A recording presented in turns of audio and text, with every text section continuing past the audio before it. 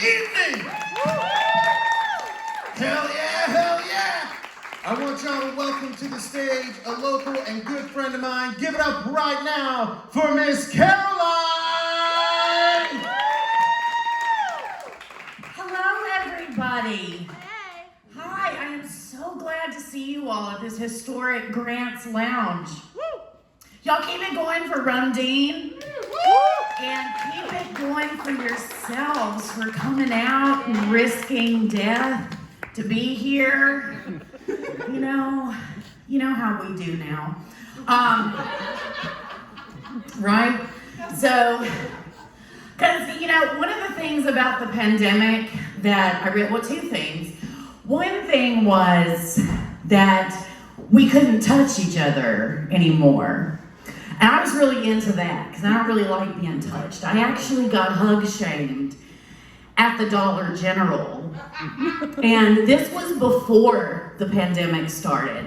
I was standing in line and I'm holding some cat food, and you're in the Dollar General, you're never in there for a leisurely stroll. Like, let's see how the other half lives. Okay, so I can get aspirin for 50 cents. But if you're in the Dollar General, you're always in a hurry, okay? You don't have a bra on, no makeup, you're barely alive. So I'm standing in line, and this lady who I guess was my Kroger checkout girl maybe 3 or 4 times, she recognized me, and so she thought that we were great big personal friends. So she came to me like this, like, hey, I'm so glad to see you. And I went, whoa, I don't think so. And she goes, what, are you sick? And I said, no, I just don't like hugging people. So there were about 4 other people in line who took turns standing in front of me, braless and holding cat food while they gave her a fucking hug. Just to make me feel bad. But who's laughing now? Not them, they're all dead. Every single goddamn one. And the other reason that I kind of liked the pandemic was I got to pick and choose what I did with my friends. Like, if my friends were like, we're going painting pottery. No, Monica, not risking my life for that.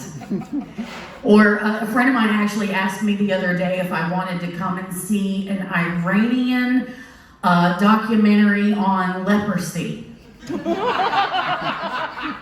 No, that's going to be a hard pass. Hard pass on that, Nick. No. I get to choose what I put my bra on for. Yes. So, and it is way past this bra should already be off the clock. So you guys know. But let's see what else is going on. So I met someone, I don't have enough room to walk around. I met someone recently that doesn't like potatoes. And that was a weird thing. I thought there was one thing that we could universally agree on, and that's that potatoes are love. Yes. Yeah. But she said, no, I don't like them. She doesn't like them fried, not scalloped, not freedom fries, not au gratin. She definitely didn't like mashed potatoes. She said they're too heavy. I said, I know, because they taste like a warm, buttery hug. That's what they are. She's like, I prefer cauliflower. I was like, get the fuck out of my face with your cauliflower. Cauliflower is not fooling anyone, okay? It's nasty, no one likes it, you're all fooling yourself. But let's see. So during the pandemic, I watched a lot of trash TV. I watched like everything that was on all of the streaming sites. I watched this show called Love is Blind. Did you guys watch this? You did? Yeah, I got sucked into that thing so fast. And it was, for those of you who have not watched it, it is a social experiment hosted by Nick Lachey. Because when you think of a social experiment, you think of someone who was in the boy band 98 Degrees. you immediately think of Jessica Simpson's ex-husband. But what happened was these people, they fell in love with each other they were in pods, and they had to fall in love with each other through a wall. So they had to fall in love with people's words and their hopes and their dreams, and every single time when they met the person, they were like, oh, thank God you're hot.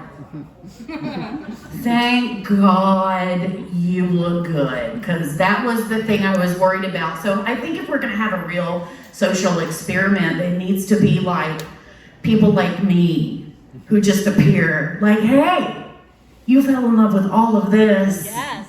While they go,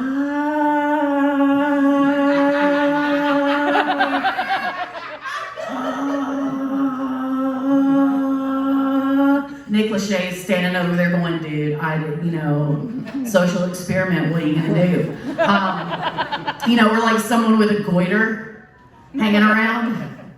But I'm gonna leave you guys with this, okay? Because I think it's important that you all know that the end of the world is coming. It's because the lady at the grocery store, the old lady told me, she said, walked up to me and she said, are you rapture ready? And I said, you mean like Blondie? Right, yes.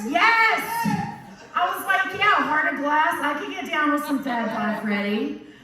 And she was, oh, what have I done? Oh, she's like, no, the rapture. And I grew up Catholic, so we didn't have rapture. We had like purgatory, which was like God's timeout chair. Like, you sit there for 5,000 years and think about what you've done. I hope the Motley Crue tattoo was worth it. But no, she said like the rapture, like people were just gonna get sucked up into the sky, just like, so like, I was like, really, like God's just gonna turn on the Dyson and just start vacuuming up the righteous. Just like, you've earned this. You've earned it. All of the years of the hating gays and the no drinking and no dancing, you earned all of it. And I thought, wow, that's amazing. And then I saw a car with a bumper sticker that said, in case of rapture, car will become unmanned. And I decided I want my own bumper sticker that said, in case of rapture, can I have your car? Thanks everyone, that's my time.